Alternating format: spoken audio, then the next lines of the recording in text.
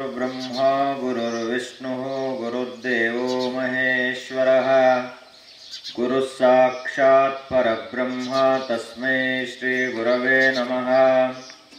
ॐ गुरवे सर्वलोकानां भिषजे भवरोगिणां निधये सर्वविद्यानां दक्षिणामूर्तये नमः। ॐ गुरुदेवो महादेवो गुरुदेवः सदाशिवः गुरुदैवात् परं नास्ति तस्मै श्री गुरवे नमः। वक्रतुण्डमहाकाय सूर्यकोटिसमप्रभ निर्विघ्नं कुरु मे देव सर्वकार्येषु सर्वदा। सरस्वती नमस्तुभ्यं वरदे कामरूपिणी विद्यारम्भं करिष्यामि सिद्धिर्भवतु मे सदा।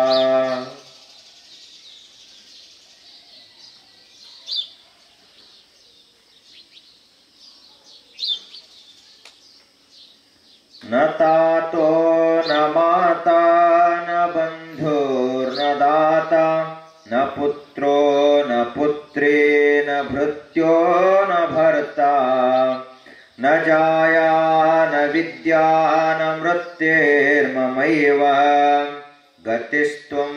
गतिस्त्वं त्वमेका भवानी। भवाब्धावपारे महादुःखभीरो प्रपात प्रकामे प्रलोभे प्रमत्तः कुसंसारपाशप्रबद्ध सदाहं गतिस्त्वं त्वमेका भवानी। न जानामि दानं न च ध्यानयोगं न जानामि तन्त्रं न च स्तोत्रमन्त्रं न जानामि पूजां न च न्यासयोगं गतिस्त्वं त्वमेका भवानी। न जानामि पुण्यं न जानामि तीर्थं न जानामि मुक्तिं लयं वा कदाचित् न जानामि भक्तिं व्रतं वापि मातः गतिस्त्वं त्वमेका भवानी।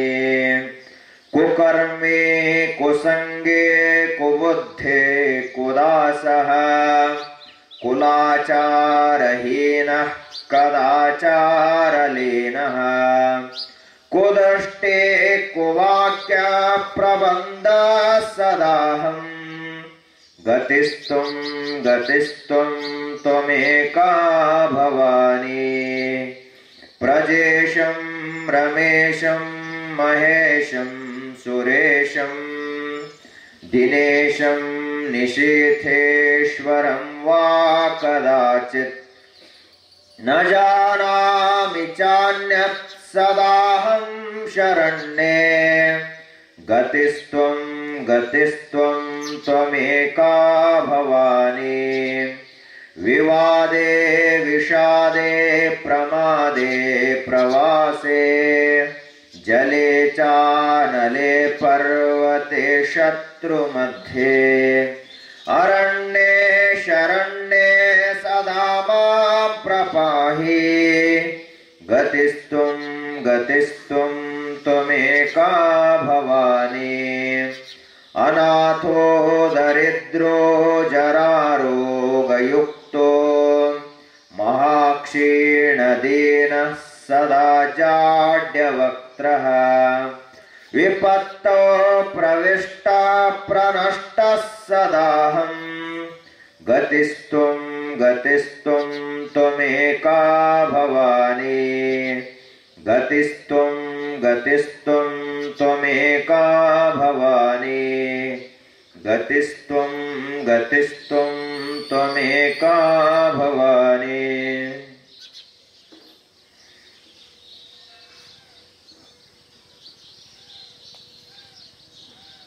ओम श्री गुरुभ्यो नमः।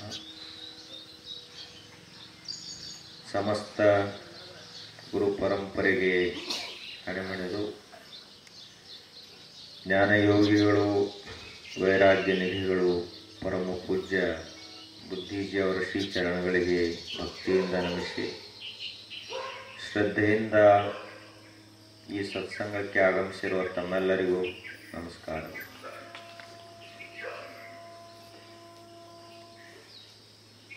ನಾವು ಜೀವನದಲ್ಲಿ ಸಂಪಾದಿಸಬೇಕಾದ ಪ್ರಧಾನವಾದ 4 ಶಕ್ತಿಗಳನ್ನು ಕುರಿತು ತಿಳಿದಂತಹ ಜ್ಞಾನಿಗಳು ಹೇಳ್ತಾರೆ. ಮೊದಲನೇದ್ದು ಅರ್ಥಶಕ್ತಿ, ಎರಡನೆಯದು ವಿದ್ಯಾಶಕ್ತಿ, ಮೂರನೆಯದು ಚಿಂತನಾ ಶಕ್ತಿ, ನಾಲ್ಕನೆಯದು ವಾಕ್ ಶಕ್ತಿ. ಇವು 4 ಶಕ್ತಿಗಳನ್ನು ನಾವು ಸಂಪಾದನೆ ಮಾಡಿಕೊಂಡ್ರೆ ಇಡೀ ಜಗತ್ತಿನಲ್ಲಿ ನಮಗೆ ಒಂದು ಶ್ರೇಷ್ಠ ಸ್ಥಾನ ಸಿಗುತ್ತದೆ.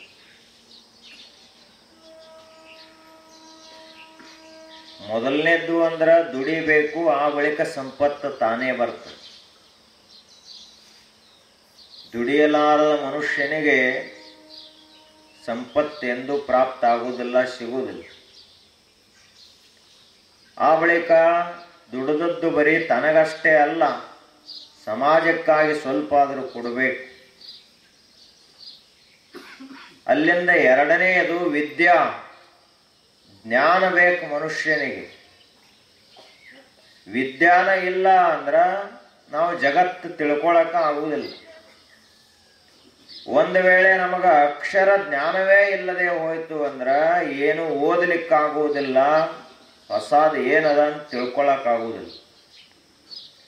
ಅದಕ್ಕ ವಿದ್ಯಾ ಅನ್ನುವಂಥದ್ದು ಒಂದು ಅದ್ಭುತವಾದ ಶಕ್ತಿ. ಅದು ಜಗತ್ತು ಏನು, ನಾವು ಏನು ಮಾಡಬೇಕಾಗಿದೆ, ಈ ಎಲ್ಲದರ ಸಮಗ್ರವಾದ ಜ್ಞಾನ ಅದು ನಮಗೆ ಪ್ರಾಪ್ತವಾಗಬೇಕಾದ್ರೆ ನಾವು ವಿದ್ಯೆಯನ್ನು ಕಲಿಬೇಕು. ಆ ಬಳಿಕ ಆ ವಿದ್ಯೆಯನ್ನ ಒಳ್ಳೆಯ ಕೆಲಸಗಳಿಗಾಗಿ ಉಪಯೋಗ ಮಾಡಬೇಕು. ಈಗ ಭಯೋತ್ಪಾದಕರ ಹತ್ತಿರನೂ ವಿದ್ಯೆ ಇರ್ತದೆ. ಅವರೇನ ದಡ್ರೆ ಯಾರು ಭಯೋತ್ಪಾದಕರ ಆಗುವುದಿಲ್ಲ. ಲಾಡೆನೇನು ಸಾಮಾನ್ಯ ಬುದ್ಧಿವಂತ ಇರಲಿಲ್ಲ. ಅಮೇರಿಕಾದಲ್ಲಿರುವ ವಿಶ್ವಸಂಸ್ಥೆಯನ್ನೇ ಕೆಡವಬೇಕಾದ್ರೆ ಅವನಲ್ಲಿ ಅಸಾಮಾನ್ಯ ಬುದ್ಧಿವಂತಿಕೆ ಇತ್ತು, ಬಹಳ ವಿದ್ಯೆ ಇತ್ತು. ಆದರೆ ಜಗತ್ತ ಹಾಳು ಮಾಡುವ ಸಲುವಾಗಿ ಅವನು ಬಳಸಿದ. ಅದಕ್ಕೆ ವಿದ್ಯೆ ಅದಕ್ಕೆ ಬಳಸುವುದಲ್ಲ, ಸುಕೃತಾಯ ವಿದ್ಯಾ, ದಾನಾಯ ಲಕ್ಷ್ಮಿ, ಸುಕೃತಾಯ ವಿದ್ಯಾ, ಚಿಂತಾ ಪರಬ್ರಹ್ಮ ವಿನಿಶ್ಚಯಾಯ, ಪರೋಪಕಾರಾಯ ವಚಾಂಸಿ ಯಸ್ಯ, ವಂದ್ಯಃ ತ್ರಿಲೋಕಿ ತಿಲಕಃ ಸ ಏವ.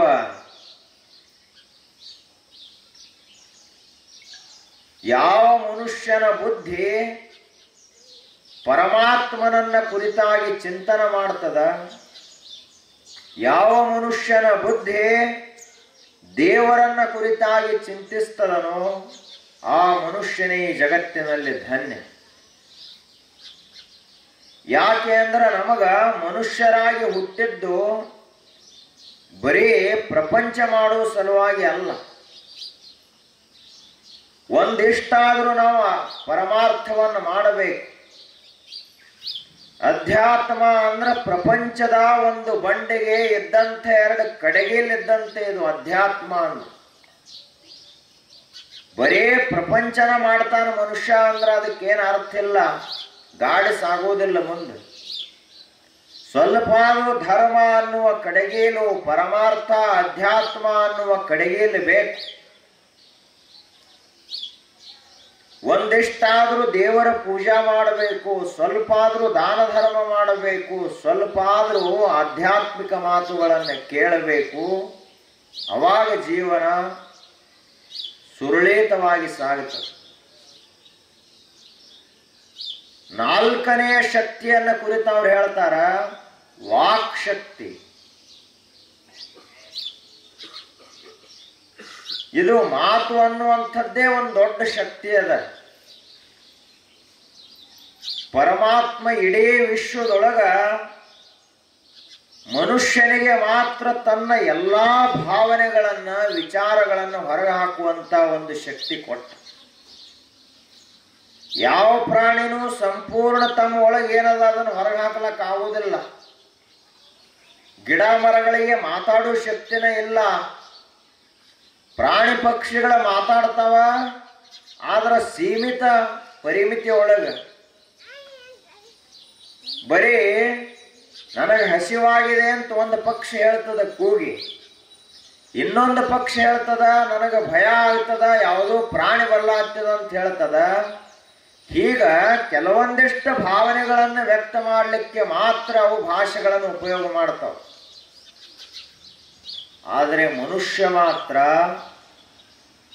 ವಿಶ್ವದ ಸಮಗ್ರ ಜ್ಞಾನವನ್ನೇ ತನ್ನ ವಾಕ್ ಶಕ್ತಿಯ ಮೂಲಕ ವ್ಯಕ್ತ ಮಾಡಬಹುದು. ಅಷ್ಟ ಸಾಮರ್ಥ್ಯವನ್ನು ಮನುಷ್ಯನಿಗೆ ದೇವರು ಕೊಟ್ಟ. ಮಾತಾಡುವುದು ಅಂದ್ರ ಸಾಮಾನ್ಯವಾದಂಥದ್ದಲ್ಲದು. ಎಲ್ಲರೂ ಮಾತಾಡ್ತಾರ, ಹುಟ್ಟಿನಿಂದ ಸಾಯುವವರೆಗೆ ಮಾತಾಡ್ತಾರ. ಅದರೊಳಗಿಂದ 4 ಮಾತು ಸಹಿತ ಬರೆದಿಡುವಂಗಿರುವುದಿಲ್ಲ. 4 ಮಾತು ಸಹಿತ 1000 ವರ್ಷದವರೆಗೆ ಮರೆಯಾಗಲಾರದಂಗಿರುವುದಿಲ್ಲ. ನಮ್ಮ ಮಾತುಗಳು ಮುಂಜಾನೆ ಆಡಿದಿವೆ ಅಂದ್ರೆ ಆಗಿಂದಾಗ ಹೋಗಿಬಿಡ್ತಾವ, ಕರಿಗೆ ಹೋಗ್ತಾವ. ಆ ಮಾತುಗಳಲ್ಲಿ ಅಂತಹ ಶಕ್ತಿ ಇಲ್ಲ, ಅಂತಹ ಬೆಳಕಿಲ್ಲ, ಜ್ಞಾನ ಇಲ್ಲ. ವಿಜ್ಞಾನಿಗಳೇನ ನಮಗಟ್ಲೆ 100 ವರ್ಷಗಳಗಟ್ಲೆ,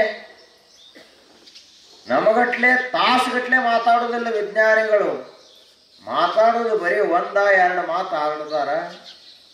ಆದ್ರೆ ಅವರು ಒಂದೊಂದೇ ಮಾತಿನಲ್ಲಿ ಅಸಾಮಾನ್ಯ ಶಕ್ತಿ, ಅಸಾಮಾನ್ಯ ಜ್ಞಾನ ಅಡಗಿರುತ್ತದೆ. ವಿಜ್ಞಾನಿಗಳಾದಂಥವರು ಮಾತಾಡಿದ್ರು ಅಂದ್ರ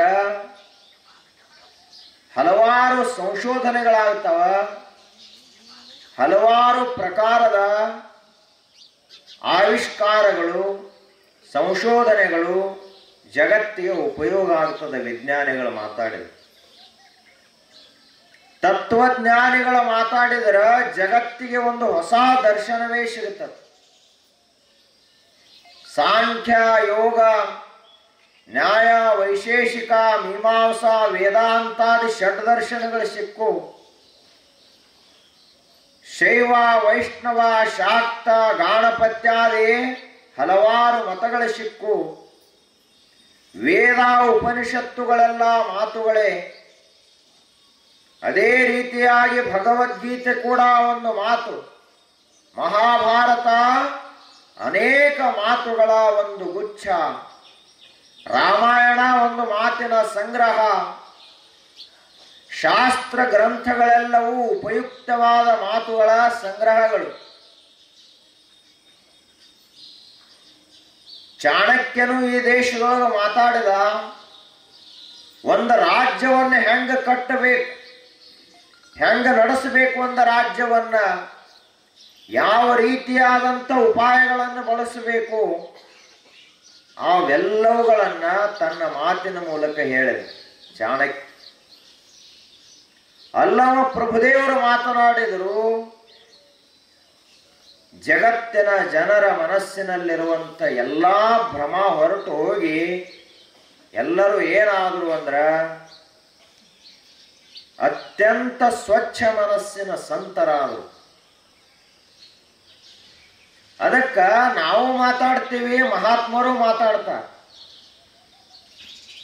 ನಾವು ಮಾತಾಡಿದೀವಿ ಅಂದ್ರ ತಿಳಿ ಶಾಂತವಾದಂಥ ಸರೋವರದೊಳಗೆ 4 ದೊಡ್ಡ ಕಲ್ಲು ಒಗದಂಗ ನಮ್ಮ ಮಾತು. ಮಹಾತ್ಮರು ಮಾತಾಡಿದ್ರು ಅಂದ್ರ ಎಷ್ಟೇ ಗದ್ದಲೆತ್ತು ಅಂದ್ರೂ ಕೂಡ ಅದು ಶಾಂತ ಆಗಬೇಕು, ಆ ರೀತಿಯಾದ ಮಾತುಗಳು.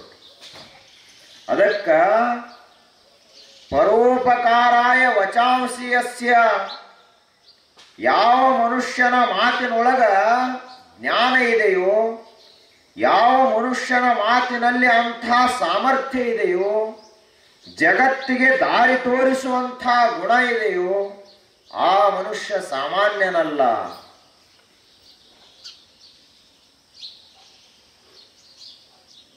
ಮಾತು ಅಂದ್ರ ಇಡೀ ಜಗತ್ತನ್ನೇ ಕಟ್ಟುವ ಸಾಮರ್ಥ್ಯ ಇರುವುದು ಮಾತಿಗೆ. ಜಾಣನಾದ ಮನುಷ್ಯ ಮನೆಯಿಂದ ₹1 ಒಯ್ಯಲಾರದನ ಬರೇ ಮಾತಿನ ಮೂಲಕ ಎಲ್ಲ ಮಾಡಿ ಕೋಟಿಗಟ್ಟಲೆ ಮನೆಗೆ ತರ್ತಾನೆ. ಅವ ಹೋಗೋ ಮುಂದೇನು ಒಂದು ಪೈಸಾ ಸಹಿತ ಓದಿಲ್ಲ, ಆದ್ರ ಬರೇ ತನ್ನ ಮಾತಿನ ಶಕ್ತಿಯಿಂದ ಕೋಟಿಗಟ್ಟಲೆ ಸಂಪಾದನೆ ಮಾಡುವಂಥ ಸಾಮರ್ಥ್ಯ ಅದ ಅವನ ಮಾತಿನಲ್ಲಿ. ಇನ್ನೊಬ್ಬ ಮಾತಾಡ್ತಾನ, ಅವ ಮಾತಾಡಿದ ಅಂದ್ರ ಕೋಟಿಗಟ್ಟಲೆ ಸಂಪತ್ತು ಕರಿಗೆ ಹೋಗ್ತದ, ಹಾಳಾಗ್ತದ, ನಷ್ಟ ಆಗ್ತದ. ಒಬ್ಬ ಮಾತಾಡಿದರೆ ಲಾಭ ಆಯ್ತು, ಇನ್ನೊಬ್ಬ ಮಾತಾಡಿದರೆ ಹಾನಿ ಆಯ್ತು. ಒಬ್ಬ ಮಾತಾಡಿದರೆ ಜಗಳ ಹತ್ತು, ಇನ್ನೊಬ್ಬ ಮಾತಾಡಿದರೆ ಜಗಳ ಶಾಂತ ಆಯ್ತು. ಒಬ್ಬ ಮಾತಾಡಿದರೆ ಮನಸ್ಸ ಪೂರ್ಣ ಶಾಂತ ಸಮಾಧಿ ಸ್ಥಿತಿಯನ್ನು ಹೊಂದಿತು, ಇನ್ನೊಬ್ಬ ಮಾತಾಡಿದರೆ ಮನಸ್ಸ ಪ್ರಕ್ಷುಬ್ಧ ಆಯ್ತು. ಅದಕ್ಕ ಹೆಂಗ ಮಾತಾಡಬೇಕು, ಏನು ಮಾತಾಡಬೇಕು ಅನ್ನೋದು ಮುಖ್ಯ. ಮನುಷ್ಯ ಕಲಿಯೋದು ಅಂದ್ರೆ ಏನು ಕಲಿಯೋದು? ಹೆಂಗ ಮಾತಾಡಬೇಕು ಅನ್ನೋದು ಕಲಿಯೋದು, ಏನು ಮಾತಾಡಬೇಕು ಅನ್ನೋದು ಕಲಿಯೋದು, ಎಷ್ಟು ಮಾತಾಡಬೇಕು, ಯಾವಾಗ ಮಾತಾಡಬೇಕು, ಯಾರ ಮುಂದ, ಹೆಂಗ, ಎಲ್ಲಿ, ಇದೆಲ್ಲ ಕಲಿಬೇಕು. ಮಾತಾಡುವಂಥ ಮನುಷ್ಯ ಹೆಂಗಿರ್ಬೇಕನ್ನೋದು ಬಹಳ ಮುಖ್ಯ. ಈಗ ವ್ಯಾಪಾರಿಗಳು ಬಹಳ ಚಲೋ ಮಾತಾಡ್ತಾರ, ಬೇಕಾದಷ್ಟದು ಕೆಲಸಕ್ಕೆ ಬರಲಾರದ ವಸ್ತು ಇಲ್ಲದು, ಸಾಮಾನಿರಲಿ, ಅದನ್ನು ಅವರು ಚಲೋ ಬಣ್ಣದ ಮಾತು ಹೇಳಿ ಮಾರೇ ಬಿಡ್ತಾರ. ಅವರು ಬಿಡುವುದೇ ಇಲ್ಲ, ಮುಂದೆ ಬಂದ ಗಿರೇಕಿ ಒಟ್ಟ ಮುಂದೆ ಕಳಿಸೋದಿಲ್ಲ. ಅವರು ಜಾಣ ವ್ಯಾಪಾರಿಗಳಿದ್ರು ಅಂದ್ರ ತಮ್ಮ ಮಾತಿನ ಮೂಲಕವಾಗಿ ಅವ್ರು ಏನ್ ಮಾಡ್ತಾರ, ಬೇಕಾದಂತ ಪದಾರ್ಥಗಳನ್ನು ಮಾರಿ ಬಿಡ್ತಾರೆ. ಆದ್ರೆ ಅವ್ರು ಹಂಗ ಮಾತಾಡ್ತಾರ ಅಂದ ಕೂಡಲೇ ಆ ವ್ಯಾಪಾರಿಗಳ ಮಾತು ಕಲಿಯೋದಲ್ಲ. ವ್ಯಾಪಾರಿಗಳ ಮಾತುಗಳು ಬರೀ ವ್ಯವಹಾರಕ್ಕೆ ಮಾತ್ರ ಸೀಮಿತ. ಆದರೆ ನಾಟಕದೊಳಗೂ ಮಾತಾಡ್ತಾರ. ಮತ್ತೆ ನಾಟಕದೊಳಗೆ ಮಾತಾಡುವಂಥವರು ನವರಸ ಭರಿತವಾಗಿ ಮಾತಾಡ್ತಾರೆ. ಹಂಗಂತ ನಾಟಕದವರಂಗ ಮಾತಾಡ್ಲಕ್ಕೆ ಹೋಗಬಾರದು, ಅದು ನಾಟಕ. ಹಾಗಾದ್ರೆ ನಾವು ಎಂಥ ಮಾತುಗಳನ್ನು ಕಲಿಯಬೇಕು? ಶಿಷ್ಟಾಚಾರದ, ವಿನಯ, ಜ್ಞಾನ, ಸೌಜನ್ಯಯುಕ್ತವಾದಂಥ ಮಾತುಗಳನ್ನು ಕಲಿಬೇಕು. ನೀತಿಯುಕ್ತ ಮಾತುಗಳನ್ನು ಕಲಿಬೇಕು. ಚಾರಿತ್ರ್ಯಯುಕ್ತ ಮಾತುಗಳಿರಬೇಕು. ಮಾತನಾಡಿದ್ರ 4 ಜನರಿಗೆ ಜ್ಞಾನ ಆಗಬೇಕು ಅಂಥ ಮಾತುಗಳನ್ನು ಕಲಿಬೇಕು. ಅದಕ್ಕೆ ಮಾತಿನ ಸಾರ್ಥಕ್ಯ ಅಂತ ಕರೀತಾರೆ. ಈಗೆಲ್ಲ ಮಹಾತ್ಮರು ಮಾತಾಡಿ ಹೋದ್ರು, ಎಲ್ಲ ಗ್ರಂಥಗಳಾದವು. ಋಷಿಮುನಿಗಳು ಎಷ್ಟೋ ಸಾವಿರಾರು ವರ್ಷದ ಹಿಂದೆ ಮಾತಾಡಿದರವರು. ಅಸತೋಮಾ ಸದ್ಗಮಯ, ತಮಸೋಮಾ ಜ್ಯೋತಿರ್ಗಮಯ, ಮೃತ್ಯೋರ್ಮಾ ಮೃತಂಗಮಯ. ಏನಾ ಮಾತಿನ ಅರ್ಥ? ನಾನು ನಾಶವಾಗುವ ವಸ್ತುವಿನಿಂದ ಅವಿನಾಶಿಯಾದ ವಸ್ತುವಿನ ಕಡೆಗೆ ಹೋಗುವಂತಾಗಲಿ, ಕತ್ತಲೆಯಿಂದ ಬೆಳಕಿನ ಕಡೆಗೆ ಹೋಗುವಂತಾಗಲಿ, ಸಾವಿನಿಂದ ಸಾಯಲಾರದಂಥ ಅಮೃತತ್ವದ ಕಡೆಗೆ ಹೋಗುವಂತಾಗಲಿ ಅಂತ ಪ್ರಾರ್ಥನಾ ಮಾಡಿದರು ಇದೇ ಮಾತಿನಿಂದ. ಇದೇ ಮಾತಿನಿಂದ ಬಸವಣ್ಣನವರು ಕಳುವು ಮಾಡ್ಲಾಕ್ ಹೋಗಬೇಡ, ಕೊಲ್ಲಾಕ್ ಹೋಗಬೇಡ, ಸುಳ್ಳು ಮಾತಾಡ್ಲಾಕ್ ಹೋಗಬೇಡ, ಈ ಎಲ್ಲ ಮಾತುಗಳನ್ನು ಅವರು ಹೇಳಿದರು. ಆ ಬಳಿಕ ಶ್ರೀಮನ್ ನಿಜಗುಣ ಶಿವಯೋಗಿಗಳು ಮಾತನಾಡಿದರು, ಕನ್ನಡ ಸಾಹಿತ್ಯಕ್ಕೆ 6 ದೊಡ್ಡ ದೊಡ್ಡ ಶಾಸ್ತ್ರ ಗ್ರಂಥಗಳು ಸಿಕ್ಕು. ವಿದುರ ಮಾತನಾಡಿದ ಒಂದು ದೊಡ್ಡ ನೀತಿಶಾಸ್ತ್ರವೇ ಸಿಕ್ಕಿತು. ಭಗವಾನ್ ವ್ಯಾಸ ಮಹರ್ಷಿಗಳ ಮಾತನಾಡಿದರು, ಮಹಾಭಾರತದಂಥ ಗ್ರಂಥ ಸಿಕ್ಕು. 18 ಮಹಾಪುರಾಣಗಳು ಸಿಕ್ಕು. ವೇದಗಳ 4 ವಿಭಾಗ ಮಾಡಿದರು. ಬ್ರಹ್ಮಸೂತ್ರಗಳನ್ನು ಬರೆದರು. ಭಾಗವತದಂಥ ಮಹಾಪುರಾಣವನ್ನು ರಚನಾ ಮಾಡಿದರು ಬರೀ ತಮ್ಮ ಮಾತಿನ ಮೂಲಕ. ಒಬ್ಬ ಸಾಮಾನ್ಯ ಬೇಟೆಯಾಡುವಂಥ ರತ್ನಾಕರ ವಾಲ್ಮೀಕಿ ಮಹರ್ಷಿಯಾಗಿ ರಾಮಾಯಣದಂಥ ಮಹಾಕಾವ್ಯವನ್ನೇ ಹೇಳಿದ ತನ್ನ ಮಾತಿನ ಮೂಲಕ. ಶಂಕರಾಚಾರ್ಯರಂಥ ಮಹಾನುಭಾವರು 32 ವರ್ಷದಲ್ಲಿ ಪ್ರಸ್ಥಾನತ್ರಯಗಳಿಗೆ ಮಹಾಭಾಷ್ಯವನ್ನು ಬರೆದರು. ಮಹಾನ್ ಲೋಕೋದ್ಧಾರಕ ಗ್ರಂಥಗಳನ್ನು ಬರೆದರು ಬರೀ ತಮ್ಮ ಮಾತಿನ ಮೂಲಕ. ನಾವು ಮಾತಾಡ್ತೀವಿ, ಆ ಮಾತುಗಳು ಸಂಸ್ಕಾರಯುತವಾಗಿರುವುದಿಲ್ಲ. ನಮ್ಮ ಮಾತಿನೊಳಗೆ ಅಂಥ ತಾಕತ್ತಿಲ್ಲ. ಯಾರ ಮಾತು ಕೇಳಬೇಕು ಅಂದ್ರ ಮಾತಾಡುವಂಥ ಮನುಷ್ಯ ಹೆಂಗದಾನ, ಅವನ ಚರಿತ್ರ ಹೇಗದ, ಅವನ ಕಿಮ್ಮತ್ ಎಷ್ಟದ, ಅದನ್ನು ನೋಡ್ಕೊಂಡು ಅವನ ಮಾತು ಕೇಳಬೇಕು. ಎಲ್ಲರ ಮಾತು ಕೇಳಾಕ ಹೋಗಬಾರದು. ಎಲ್ಲರ ಮಾತನ್ನ ತಲೆಯೊಳಗೆ ಇಟ್ಕೊಳಕ್ ಹೋಗಬಾರದು. ಒಬ್ಬ ಯಾವನೋ ಕುಡಕ ಮನುಷ್ಯ ಬೈದ ಅಂದ್ರ ಅದನ್ನ ತಲೆಯಾಗಿ ಇಟ್ಕೊಂಡು 100 ವರ್ಷ ಜೋಪಾನ ಮಾಡಿದ್ರೆ ಏನ್ ಅರ್ಥದ? ಯಾವನೋ ಒಂದು ಮನುಷ್ಯ ಒಂದು ಬೈದಂತ ಮಾತನ್ನೇ ತಲೆಯೊಳಗೆ ಇಟ್ಕೊಂಡು ಹಗಲ ರಾತ್ರಿ ನನಗವ ಹಿಂಗ ಬೇದ, ನನಗೆ ಹಿಂಗ ಬೇದ, ಆ ಬೈಗಳನ್ನೇ ಇವ ಹಗಲ ರಾತ್ರಿ ಜಪ ಮಾಡ್ಕೋತ ಕೂತ ಅಂದ್ರ ಇವನಿಗೇನು ಮನಸ್ಸು ಸಮಾಧಾನ ಇರ್ತತೇನು? ಅದೇ ಗುರುಗಳು, ಮಹಾತ್ಮರು, ಜ್ಞಾನಿಗಳು ಹೇಳಿದ ಒಂದು ಮಾತು ನಾವು ತಲೆಯೊಳಗೆ ಇಟ್ಟುಕೊಂಡು ಯಾವಾಗಲೂ ನೆನಪು ಮಾಡ್ಕೋತಿದ್ರ ಇಡೀ ಜೀವನವೇ ಉದ್ಧಾರ ಆಗುತ್ತದೆ.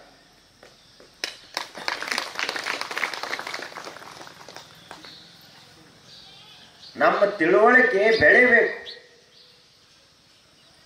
ಮಾತಿನಿಂದಲೇ ನಗೆ ನುಡಿಯು, ಮಾತಿನಿಂದ ಹಗೆ ಕೊಲೆಯು, ಮಾತಿನಿಂದಲೇ ಎಲ್ಲ ಈ ಜಗತ್ತಿನೊಳಗೆ. ಮಾತೇ ಮುತ್ತು, ಮಾತೇ ಮೃತ್ಯು.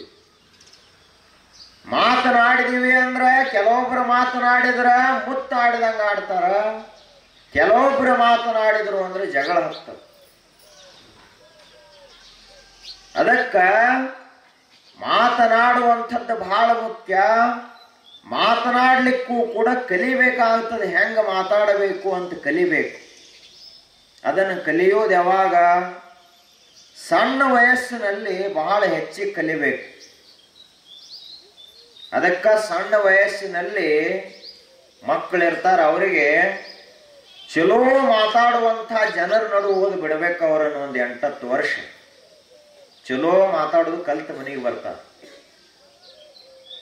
ಅದನ್ನು ಬಿಟ್ಟು ನೀವು ಮನೆಯಲ್ಲೇನ ಚಲೋ ವಾತಾವರಣ ಇದ್ರಂತೂ ಬಹಳ ಚಲೋ ಅಲ್ಲೇ ಇಟ್ಕೋರಿ. ಆದ್ರೆ ಮನೆಯಲ್ಲಿ ಕೆಲವೊಂದು ಸಾರಿ ಅಂಥ ವಾತಾವರಣ ಇರುವುದಿಲ್ಲ. ಅದಕ್ಕ ಮಕ್ಕಳ ಮನಸ್ಸು ಅಂದ್ರೆ ಹೆಂಗಿರ್ತದ? ಹಸಿ ಗೋಡೆ ಇದ್ದಂಗೆ ಇರ್ತದ. ಅದು ಯಾರ್ಯಾರು ಏನೇನ ಮಾತಾಡ್ತೀರ ಅದನ್ನು ನೋಡಿ ನೋಡಿ ಕೇಳಿ ಕೇಳಿ ಕಲ್ತು ಬಿಡ್ತಾವ ಮಕ್ಕಳು. ಯಾವ ಡಿಕ್ಷನರಿ ನೋಡಿ ಕಲಿಯೋದಿಲ್ಲ ಹುಡುಗರು, ಯಾವ ಶಾಲೆಗೆ ಹೋಗಿ ಕಲಿಯೋದಿಲ್ಲ. ಮನೆಯಲ್ಲಿ ಇವರು ದಿನ ಜಗಳ ಮಾಡ್ತಿದ್ರು ಅಂದ್ರ ಆ ಹುಡುಗರು ಇಬ್ಬರದನ್ನು ನೋಡಿ ಮಕ್ಕಳಲ್ಲಿ ಒಂದು ವಿಶೇಷ ಸಾಮರ್ಥ್ಯ ಅದ. ಅದೇನು ಅಂದ್ರ ಅವುಗಳಲ್ಲಿ ಆಕಲನದ ಸಾಮರ್ಥ್ಯ ಬಹಳ. ಆಬ್ಸರ್ವೇಷನ್ ಮಾಡ್ತಾವು, ನೋಡ್ತಾವು ಬಹಳಷ್ಟು. ಮಕ್ಕಳು ನೀವು ಏನು ಮಾಡ್ತೀರಿ ಅದನ್ನು ಮಾಡ್ತಾವ ಹೊರತು ನೀವು ಏನು ಹೇಳ್ತೀರಿ ಅದನ್ನು ಮಾಡೋದಿಲ್ಲ. ಅದಕ್ಕ ನೀವು ಅವ್ರ ಮುಂದನ ಜಗಳಾಡ್ಲಾಕ್ ಚಾಲೂ ಮಾಡಿದ್ರಿ, ಬೈದಾಡ್ಲಾಕ್ ಚಾಲೂ ಮಾಡಿದ್ರಿ ಅಂದ್ರೆ ಮನೆಯಲ್ಲಿ ಆ ಮಕ್ಕಳು ಏನು ಮಾಡ್ತಾರೆ? ಮುಂದೆ ಹೋಗಿ ದೊಡ್ಡ ಜಗಳ ಗಂಟ್ರ ಆಗ್ತಾರೆ. ನೀವಟ್ಟು ಮನ್ಯಾಗ ಜಗಳ ಆಡ್ತಿದ್ರಿ, ಅವರು ಇಡೀ ಊರಿಗೆ ಜಗಳ ಹಚ್ಚಿಬಿಡ್ತಾರೆ. ನೀವಟ್ಟು ಇಲ್ಲೇ ಪಂಚಾಯತ್ಯಾಗ ಜಗಳ ಆಡ್ತಿದ್ರಿ, ಅವರು ಸುಪ್ರೀಂ ಕೋರ್ಟ್ಗೆ ಹೋಗ್ತಾರೆ. ಎದಕ್ಕೆ ಹಿಂಗಾತು? ಮನೆಯಲ್ಲಿನ ವಾತಾವರಣ. ಮಾತು ಬಹಳ ಚಲೋ ಇರಬೇಕು. ನಾವು ಹೆಂಗ ಮಾತಾಡ್ತೀವಿ, ಏನು ಮಾತಾಡ್ತೀವಿ ಅನ್ನೋದ್ರ ಮ್ಯಾಲಿಂದ ಇವ ಮನುಷ್ಯ ಎಂತವ ಅಂತ ಅಳಿಬಹುದು. ಮನುಷ್ಯ ಚಲೋ ಅದಾನೋ, ಏನು ಕೆಟ್ಟದಾನೋ, ಸಜ್ಜನದಾನೋ, ದುರ್ಜನದಾನೋ, ಏನು ಲೋಕಕ್ಕೆ ಕಂಟಕ ಆಗ್ತಾನೋ, ಲೋಕದ ಕಂಟಕವನ್ನು ದೂರ ಮಾಡುವಂಥವನಾಗ್ತಾನೋ ಅಂತ ನಿರ್ಣಯ ಮಾಡಬಹುದು. ಅವ ಹೆಂಗ ಮಾತಾಡ್ತಾನ ಅದರ ಮ್ಯಾಲಿಂದ. ಒಬ್ರು ಸನ್ಯಾಸಿಗಳಿದ್ರು, ಮಠದಲ್ಲಿ 4-6 ಜನ ಶಿಷ್ಯರಿದ್ರು. ಅದೇ ಒಂದು ಆಶ್ರಮ ಇತ್ತು. ಆ ಬಳಿಕ ಸ್ವಲ್ಪ ದೂರದಲ್ಲಿ ಒಬ್ಬ ಮಹಾರಾಜನ ಅರಮನೆನೂ ಇತ್ತು. ಆ ಅರಮನೆ ಇದ್ದಾಗ ಒಂದು ದಿವಸ ಅಲ್ಲಿ ಸೈನಿಕರು, ಮಂತ್ರಿಗಳು ಬಂದ ಇವ್ರಿಗೆ ಹೇಳಿದ್ರು. ಅವರು ರಾಜಾಗ ಹೇಳಿದ್ರು, ಮಹಾರಾಜರೇ, ಅಲ್ಲಿ ಸನ್ಯಾಸಿಗಳು ವಾಸ ಮಾಡ್ತಾರಲ್ಲ, ಅವರಿಗೂ ಏನು ವ್ಯವಸ್ಥೆ ಕಡಿಮೆ ಇಲ್ಲ.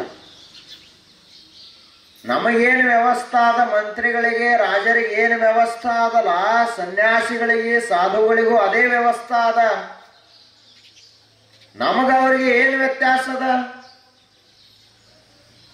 ಅವರು ನಮ್ಮಂಗ ಎಲ್ಲ ಮೃಷ್ಟಾನ್ನ ಭೋಜನವನ್ನೇ ಊಟ ಮಾಡ್ತಾರ, ನಾವು ಅಂಥದೇ ಊಟ ಮಾಡ್ತೀವಿ. ಅವರು ದೊಡ್ಡ ಮಹಲ್ಗಳಲ್ಲಿ ವಾಸ ಮಾಡ್ತಾರ, ನಾವು ವಾಸ ಮಾಡ್ತೀವಿ. ವ್ಯತ್ಯಾಸ ಎಲ್ಲದ ಅಂತ ಕೇಳಿದ್ರು ಅವರು. ಆಗ ರಾಜಾಗ ಹೌದು ಅನಿಸ್ತು, ನಮಗವ್ರಿಗೆ ಏನು ವ್ಯತ್ಯಾಸ ಅದ? ಗುರುಗಳಿಗೆ ಕಡೆಗೆ ಹೋದ, ಗುರುಗಳ ಕಡೆಗೆ ಹೋದ. ಹೋಗಿ ಗುರುಗಳಿಗೆ ಕೇಳಿದ, ಪೂಜ್ಯರೇ, ನಮಗ ನಿಮಗೆ ಏನು ವ್ಯತ್ಯಾಸ ಅದ? ನಮಗೂ ಅಂಥದೇ ಊಟ, ನಿಮಗೂ ಅಂಥದೇ ಊಟ, ನಮಗೂ ಅಂಥದ ವ್ಯವಸ್ಥೆ, ನಿಮಗೂ ಅಂಥದೇ ವ್ಯವಸ್ಥೆ. ನಿಮಗೆ ಜಗತ್ತು ನಮಸ್ಕಾರ ಮಾಡ್ತದ, ನಮಗೆ ಮಾಡುವುದಿಲ್ಲ ಅಂತ ಹೇಳಿದ. ಗುರುಗಳಂದ್ರು, ಇದು ಹೇಳ್ರೆ ಕೇಳ್ರೆ ಗೊತ್ತಾಗೋ ಮಾತಲ್ಲ, ನೀನ ಪ್ರತ್ಯಕ್ಷ ನೋಡಬೇಕು, ಅವಾಗ ಗೊತ್ತಾಗ್ತೈತೆ ಅಂದ್ರವ್ರು. ಹೆಂಗ? ಇವತ್ತ ರಾತ್ರಿ 2 ಗಂಟೆಗ ನಾನು ನಿನ್ನ ಅರಮನೆಗೆ ಬರ್ತೇನಂತ ಹೇಳಿದರು ಗುರುಗಳು. ರಾತ್ರಿ 2 ಗಂಟೆಗೆ ನಿನ್ನ ಅರಮನೆಗೆ ಬರ್ತಾನೋ, ಅವಾಗ ನೀ ಎಚ್ಚರಿರು, ನಿನಗ ನಾ ಒಂದು ಅದ್ಭುತವನ್ನು ತೋರಿಸ್ತಂತ ಹೇಳಿದ್ರು. ಆಯ್ತು ಅಂದವ. ಮುಂದೆ ಮೊಟ್ಟ ಮೊದಲ ಗುರುಗಳು ಮಹಾಮಂತ್ರಿ, ಪ್ರಧಾನಮಂತ್ರಿ ಯಾರಿದ್ರು ಅವನ ಮನೆಗೆ ಹೋದ್ರು. ಎಲ್ಲ ಮೊದಲ ಸೇವಕರಿಗೆ ಹೇಳಿಟ್ಟಿದ್ರು, ಅವರೆಲ್ಲ ಬಾಗಲ ತೆಗೆದ್ರು. ಪ್ರಧಾನಮಂತ್ರಿ ಮಲ್ಕೊಂಡಿದ್ದ. ರಾಜನ ಕೈಯಾಗ ನೀರು ಕೊಟ್ರು, ತಣ್ಣೀರ. ಅವನು ನಿದ್ದೆ ಮಾಡ್ತಿದ್ದಲ್ಲ, ಅವನು ಮುಖದ ಮೇಲೆ ಹೊಡೆದವ ರಾಜ. ಹೊಡೆದ ಕೂಡ್ಲೇನ ಪ್ರಧಾನಮಂತ್ರಿ ಮುಖದಿಂದ ಏನು ಮಹಾಮಂತ್ರಗಳ ಹೊರಗೆ ಬರಲಿಲ್ಲ, ಬೇಗಳು ಹೊರಗೆ ಬಂದು. ಎಷ್ಟು ಬೈದವ. ಆ ಬಳಿಕ ನೋಡ್ತಾನ, ರಾಜ ನಿಂತಾನ ಮುಂದೆ. ತಪ್ಪಾಯ್ತ್ರಿ ರಾಜರ ತಂದ. ಮತ್ ಆಯ್ತಿರ್ಲಿ ಬಿಡಪ್ಪ ಅಂತಂದ್ರು. ಮುಂದೆ ಹೋದ. ಆ ಬಳಿಕ ಅಲ್ಲಿ ಸೇನಾಪತಿ ಮನೆಗೆ ಹೋದ್ರು. ಸೇನಾಪತಿಗೂ ರಾಜ ತಂಪು ನೀರು ಹೊಡೆದ. ಇವನು ಬೇಗಳಟ್ಟು ಸ್ವಲ್ಪ ಕೇಳಂಗರೆ ಇದ್ದು ಅವನು ಬೇಗಳ ಕಿವಿನ ಮುಚ್ಕೊಂಡು ಬಿಟ್ಟ ರಾಜ, ಸೇನಾಪತಿ. ಯಾಕಂದ್ರೆ ಯುದ್ಧ ಮಾಡುವುದು, ಅವರಿಗೆ ಬೈಯುವುದು ಅದೇ ಗೊತ್ತಿರುತ್ತೆ. ಆ ಬಳಿಕ ಮುಂದೆ ಸೈನಿಕರ ಮನೆಗೆ ಹೋದ್ರು. ಅಲ್ಲಿ ಒಂದು 4 ಮಂದಿ ಸೈನಿಕರು ನೀರು ಹೊಡೆದು ನೋಡಿದ್ರು. ರಾಜಾಗ ಹೃದಯ ಉಳಿದದ್ದ ಚಲೋ ಅನಿಸ್ತು. ಅಷ್ಟು ಕರ್ಣ ಕಠೋರವಾದಂಥ ಬೈಗಳಿದ್ದು. ಆ ಬಳಿಕ ಗುರುಗಳು ಇನ್ನು ಆಶ್ರಮದ ಕಡೆಗೆ ನಡೀರಿ ಅಂತ ರಾಜನ ಕರ್ಕೊಂಡು ಹೋದ್ರು. ಅಲ್ಲಿ ಸನ್ಯಾಸಿಗಳು ಸಾಧುಗಳು ಸಾಧಕರು ಮಲ್ಕೊಂಡಿದ್ರು. ಒಬ್ಬೊಬ್ಬರ ಮುಖದ ಮೇಲೆ ತಣ್ಣೀರು ಹೊಡೆದ್ರು. ಅವರು ಎದ್ದು ಕೂಡಲೇ ಕೆಲವೊಬ್ಬರು ರಾಮ ರಾಮ ಶಿವ ಶಿವ ಅಂತ ಹರಿ ಓಂ ಅಂತ ಅಂದ ಎದ್ರು. ಬೈಗಳು ಒಬ್ಬರ ಮುಖದಿಂದ ಬರಲಿಲ್ಲ. ಆಗ ಸನ್ಯಾಸಿಗಳು ರಾಜಾಗ ಹೇಳಿದರು, ನೋಡಪ್ಪ, ಇದ ವ್ಯತ್ಯಾಸದ. ನೀನು ಮೃಷ್ಟಾನ್ನ ಊಟ ಮಾಡ್ತಿ, ಬೈಗಳ ಬೈತಿ. ನಿನ್ನ ಮಂತ್ರಿಗಳೆಲ್ಲ ಹಿಂಗದಾರ. ನಾವು ಅದನ್ನೇ ಊಟ ಮಾಡಿದ್ರು ಕೂಡ ನಮ್ಮ ಮುಖದಿಂದ ಹೊರಗ ಮಂತ್ರಗಳು ಬರ್ತಾವೆ ಹೊರತು ಬೈಗಳು ಬರುವುದಿಲ್ಲ. ಇದು ನಮಗ ನಿಮಗಿರೋ ವ್ಯತ್ಯಾಸ ಅಂತ ಹೇಳಿದ್ರು. ಅದಕ್ಕ ನಮ್ಮ ಮುಖದಿಂದ ಏನು ಬರಬೇಕನ್ನೋದು ಬಹಳ ಮುಖ್ಯ. ಇದಕ್ಕೇನಂತ ಕರೀತಾರ? ಮುಖಮಂಡಲ ಅಂತ ಕರೀತಾರ. ನಾವು ಇದು ಮುಖ ಅಂದ್ರೆ ಏನ್ ಮಾಡಿದೀವಿ? ಕೆಲವೊಬ್ರು ಇದೇನೋ ಎಲೆ ತಂಬಾಕ ತಿಲ್ಲಕ್ ಕೊಟ್ಟಾನ ದೇವರು ಮುಖ ಅಂತ ಕೊಟ್ಟಾರ.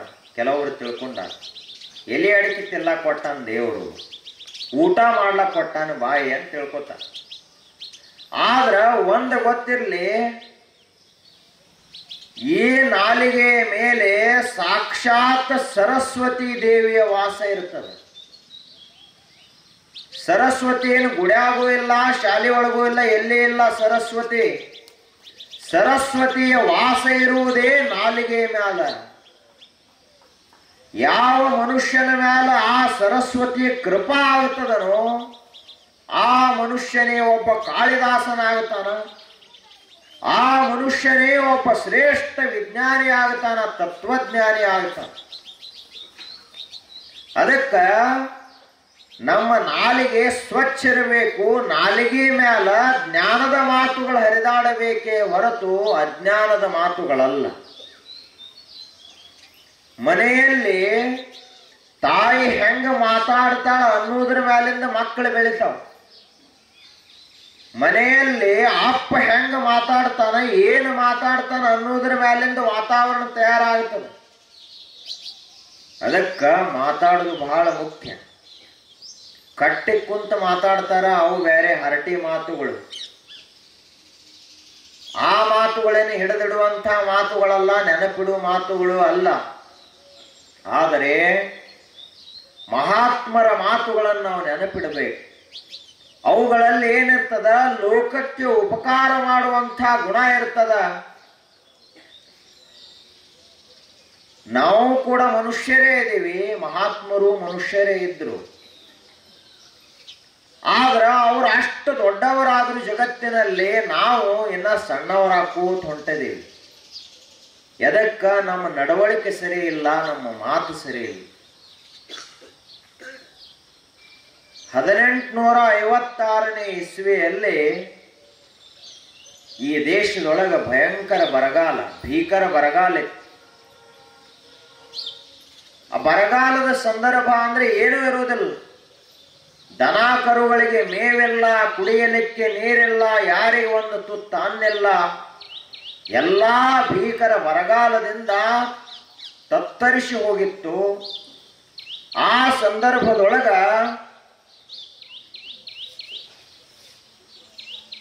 ಈಶ್ವರಚಂದ್ರ ವಿದ್ಯಾಸಾಗರ್ ಅಂತ ಪಶ್ಚಿಮ ಬಂಗಾಳ ಕೋಲ್ಕತ್ತಾದೊಳಗ ಒಬ್ರು ಬಹಳ ದೊಡ್ಡ ಮಹಾತ್ಮರವರು, ಬಹಳ ದೊಡ್ಡ ವಿದ್ವಾಂಸರು, ಸರಳ ಸಜ್ಜನರು. ಅವರು ಒಂದು ದಿವಸ ಒಂದು ಬಸ್ ಸ್ಟ್ಯಾಂಡ್ ಮುಂದೆ ನಿಂತಿದ್ರು, ಬಸ್ ನಿಲ್ದಾಣದ ಮುಂದೆ ನಿಂತಿದ್ರು. ಅವಾಗ ಒಬ್ಬ ಹರಿಕ ಅಂಗಿ ಊಟ ಮಾಡಿ ಎಷ್ಟು ದಿವಸ ಆದವೋ ಗೊತ್ತಿಲ್ಲ, ಅಂಥ ಒಂದು 8-10 ವರ್ಷದ ಒಬ್ಬ ಹುಡುಗ ಅವರು ಮುಂದೆ ಬಂದ ಕೈ ಮುಗಿದು ನಿಂತ. ಕೈ ಮುಗಿದು ನಿಂತಾಗ ಈಶ್ವರಚಂದ್ರ ವಿದ್ಯಾಸಾಗರರಿಗೆ ಬಹಳಷ್ಟು ಮರುಕನಿಸ್ತು, ಕರುಣಾ ಬಂತು, ಅವನ ಮ್ಯಾಲ ದಯಾ ಬಂತ. ಹುಡುಗನ ಮ್ಯಾಲ ನಾನು ಬಹಳ ದಿವಸದಿಂದ ಊಟ ಮಾಡಿಲ್ಲ, ಒಂದು ಹೊತ್ತಿನ ಊಟಕ್ಕಾಗುವಷ್ಟಾದ್ರೂ ದಾನ ಕೊಡ್ರಿ ಅಂತ ಹುಡುಗ ಕೇಳಿದ. ನಾನು ನಿನಗ 2 ಪೈಸಾ ಅಲ್ಲ 4 ಪೈಸಾ ಕೊಟ್ರೆ ನೀ ಏನು ಮಾಡ್ತಿ? ಅವ ಅಂದ, ನಮ್ಮ ಜೋಡಿ ಯಾಕೆ ಚೇಷ್ಟಾ ಮಾಡ್ತೀರಿ ನೀವು? ಕೊಡೋದಿತ್ತಂದ್ರೆ ಕೊಡ್ರಿ, ಇಲ್ಲ ಸುಮ್ಮಿರಿ ಅಂತಂದ. ನಾವು ಹುಡುಗ, ಇಲ್ಲಪ್ಪ ನಾ ಕೊಡ್ತಾನು, ಆದ್ರೆ ನೀ ಅದನ್ನ ಹೆಂಗ್ ಖರ್ಚು ಮಾಡ್ತೆ ಅಂತ ನಾ ನೋಡ್ಬೇಕಲ್ಲ. ಅವಾಗ ಅವ ಅಂದ, 1 ಪೈಸಾದ ಊಟ ಮಾಡ್ತೀನಿ, ಇನ್ನೊಂದು ಪೈಸಾ ತಾಯಿಗೆ ಕೊಡ್ತೇನೆ. ಅವಾಗ ಈಶ್ವರಚಂದ್ರ ವಿದ್ಯಾಸಾಗರ್ ಆಗಿನ ಕಾಲಕ್ಕೆ ಅವಾಗ 1 ರೂಪಾಯಿ ಕೊಟ್ರು. 2 ಪೈಸಾ ಅಲ್ಲ, 4 ಪೈಸಾ ಅಲ್ಲ, 1 ರೂಪಾಯಿ ಕೊಟ್ರು ಅವನಿಗೆ. ಕೊಟ್ಟು ಹೇಳಿದ್ರು, ಆಗಲಿ ನಿನಗೆ ಒಳ್ಳೇದಾಗಲಿ ಅಂತ ಹೇಳಿ ಕಳಿಸಿಬಿಟ್ಟು. ಮುಂದೆ 15 ವರ್ಷ ಆದ ಬಳಿಕ ಈಶ್ವರಚಂದ್ರ ವಿದ್ಯಾಸಾಗರ ಮತ್ತೆ ಅದೇ ರಸ್ತಾದಿಂದ ಹಾದು ಹೊಂಟಿದ್ದು. ಅವಾಗ ಒಬ್ಬ ಯುವಕ ಬಂದ ಅವರಿಗೆ ಕಾಲಿಗೆ ಹಣಿ ಹಚ್ಚಿ ನಮಸ್ಕಾರ ಮಾಡಿ, ಯಾರು ನೀನು ಅಂತ ಕೇಳಿದ್ರು. ಅವರು 15 ವರ್ಷದ ಹಿಂದೆ ಇದೇ ಬಸ್ ಸ್ಟ್ಯಾಂಡ್ದೊಳಗ 1 ತುತ್ತು ಊಟಿಗೂ ಸಹಿತ ಕೊರತೆಯಾಗಿದ್ದ ನಾನು ಕೈ ಮುಗಿದು ನಿಮಗೆ 1 ಪೈಸಾ ಕೇಳಿದ್ದೆ. ಅವತ್ತು ನೀವು 1 ರೂಪಾಯಿ ಕೊಟ್ಟು ನನಗೇನು ಆಶೀರ್ವಾದ ಮಾಡಿದ್ರಿ, ಅದರ ಫಲವೇ ಇವತ್ತು ದೊಡ್ಡ ಅಂಗಡಿ ಮಾಡೇನಿ ನಾನು ಅಂತ ಹೇಳಿದ.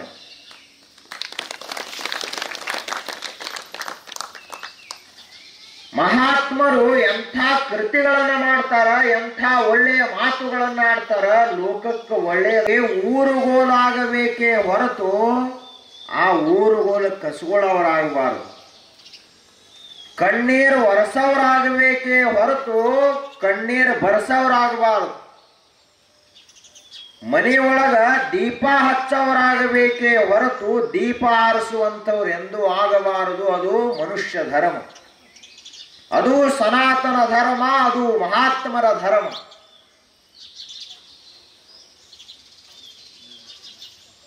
ಸೊಸೆ ತನ್ನ ಅತ್ತೆಯನ್ನೇ ತಾಯಿ ಅಂತ ತಿಳ್ಕೋಬೇಕು, ತನ್ನ ಮಾವನನ್ನೇ ತಂದೆ ಅಂತ ಎಂದ ತಿಳ್ಕೊಳ್ತಾಳ, ಅವತ್ತ ಮನೆ ಏನಾಗ್ತದ? ಸ್ವರ್ಗ ಆಗ್ತದೆ. ಆದ್ರ ತಮ್ಮ ತಾಯಿ ಮಾತ್ರ ತಾಯಿಯಾಗಿ ಕಂಡು ಅತ್ತಿನಾಗಿ ಕಂಡ್ಲು ಅಂದ್ರ ಜಗಳ ಚಾಲು ಆಗುತ್ತೆ. ಅದಕ್ಕ ಪರೋಪಕಾರ ಅನ್ನೋದು ಬಹಳ ಮುಖ್ಯ. ನಮ್ಮಲ್ಲಿ ಒಳ್ಳೆ ಗುಣಗಳಿರಬೇಕು, ಅದು ಬಹಳ ಮುಖ್ಯ. ಆದರೆ ಏನು ಮಾಡುವುದು? ಸ್ವಾರ್ಥ ಸಂಬಂಧಿನ ಸರ್ವೇ ತಸ್ಮಾತ್ ಜಾಗೃತ ಜಾಗೃತ. ಜಗತ್ತಿನಲ್ಲಿ ಜನ ಹೇಗದಾರಂದ್ರೆ ಬಹಳಷ್ಟು ಸ್ವಾರ್ಥಿಗಳದಾರ. ಅವ್ರಿಗೆ ಏನೂ ಕಾಣುವುದಿಲ್ಲ, ಬರೀ ತಮ್ಮ ಸ್ವಾರ್ಥ ಮಾತ್ರ ಕಾಣ್ತದ. ಅದಕ್ಕ ಸ್ವಾರ್ಥಿಗಳು ಹೆಂಗಿರ್ತಾರ?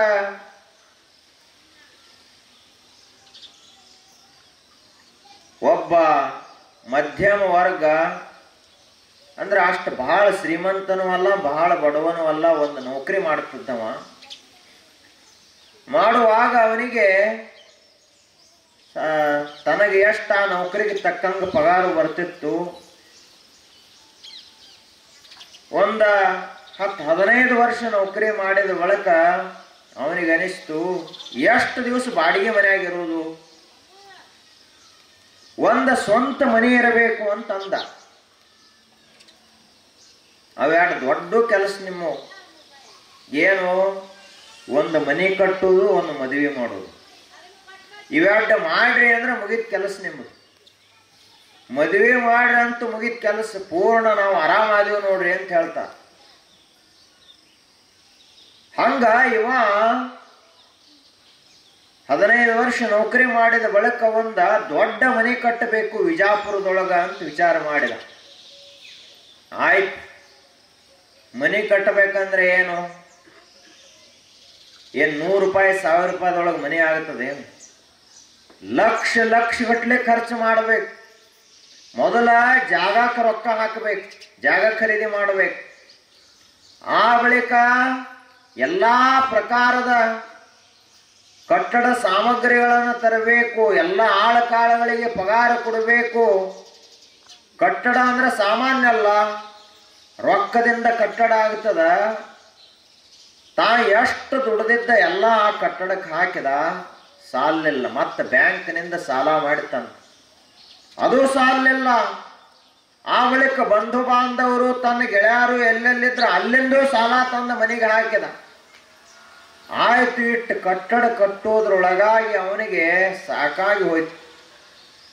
ಮುಂದೆ 10 ವರ್ಷ ದುಡ್ದ ಆ ಸಾಲ ಎಲ್ಲ ಮುಟ್ಟಿಸಿದ. ಅನ್ನೋದ್ರೊಳಗಾಗಿ ರಿಟೈರ್ಡ್ ಆಯ್ತು, ನಿವೃತ್ತ ಆದ ಬಳಿಕ ಇನ್ನೇನು ಮಾಡುವುದು, ಆರಾಮವಾಗಿ ಅದೇ ಮನೆಯಲ್ಲಿರೋಣ ಅಂತಿದ್ದ. ತಾನ ಪ್ಲಾನ್ ಮಾಡಿ ಕಟ್ಟಿಸಿದ ಮನೆ ಅದು. ಅಲ್ಲಿಂದ ಹೀಗೆ ದಿವಸಗಳು ಹೋಗ್ತಾ ಇದ್ದು, ಒಂದು ದಿವಸ ಅವನಿಗೆ ಸ್ವಲ್ಪ ಎದೆ ನೋಯಿಸಿದಂಗಾಯ್ತು.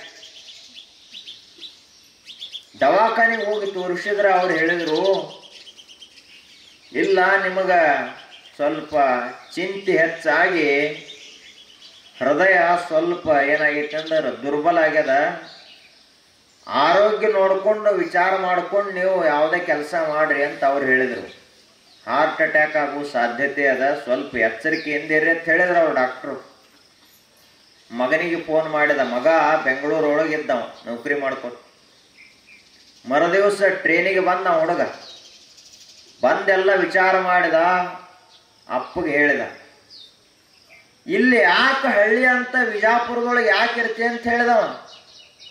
ಇಲ್ಲಿದ್ದೇನು ಉಪಯೋಗ ಇಲ್ಲ, ಆ ಕಡೆ ಬಂದ್ಬಿಡಿ ಬೆಂಗಳೂರಕ್ಕ, ಅಲ್ಲೇ ದೊಡ್ಡ ಬಿಲ್ಡಿಂಗ್ದಾಗ ಅಲ್ಲೇ ಆರಾಮಿರು, ಇದನ್ನು ಮಾರಿ ಬಿಡಂದವ.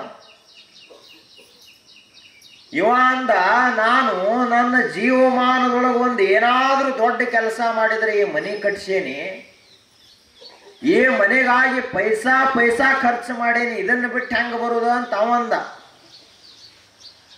ಆಯ್ತು, ಮತ್ತೊಂದು ವರ್ಷ 2 ವರ್ಷ ಹೋಯ್ತು.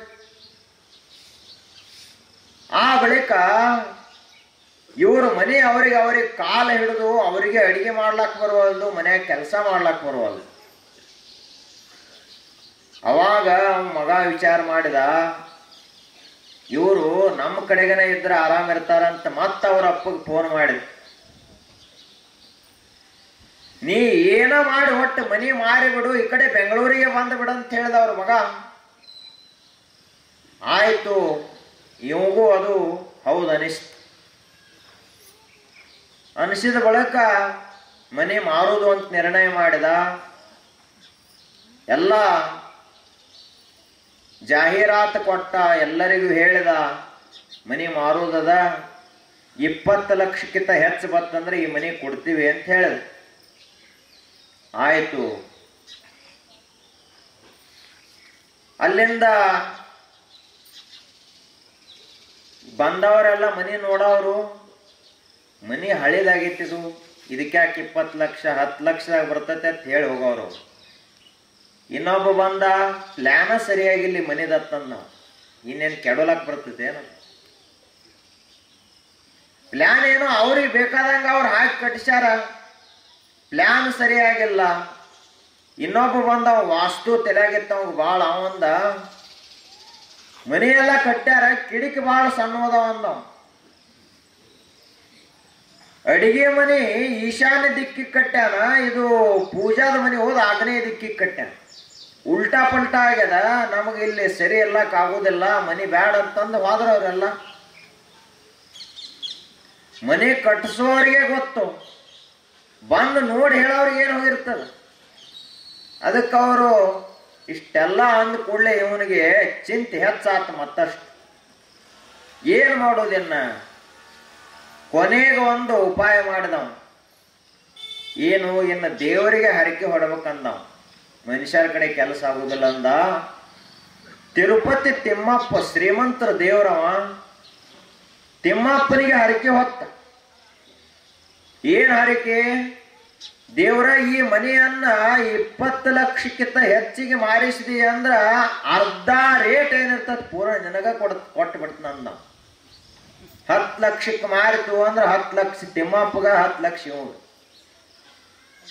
ಅಥವಾ 24 ಲಕ್ಷಕ್ಕೆ ಮಾರಿತು ಅಂದ್ರ 11, ಅರ್ಧ ಅವನಿಗೆ ಅರ್ಧ ಇವನಿಗೆ. ಆ ಬಳಿಕ ಆಯ್ತು, ತಿಮ್ಮಪ್ಪಗೆ ಹೋಗೆಲ್ಲ ಅಷ್ಟು ಬೇಡ್ಕೊಂಡು ಬಂದ. ನೀವು ಹಂಗ ಮಾಡ್ತಿರ್ಲ, ಮನೆಯೊಳಗೆ